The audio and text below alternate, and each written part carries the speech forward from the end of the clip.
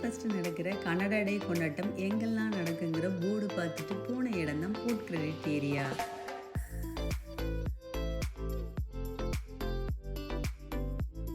வண்ணமயமான விளக்குகளால் மின்னுற டொரண்டோ சிட்டியோட ரிஃப்ளெக்ஷனை இங்கே இருக்கிற தண்ணியில் பார்க்குறது நல்லா இருந்துச்சு.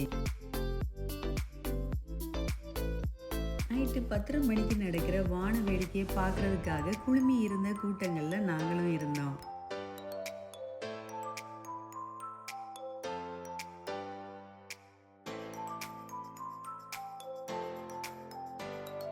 நம்ம ஊரில் வெடி வெடிக்கிறதுங்கிறது ரொம்ப சாதாரணமான விஷயம்.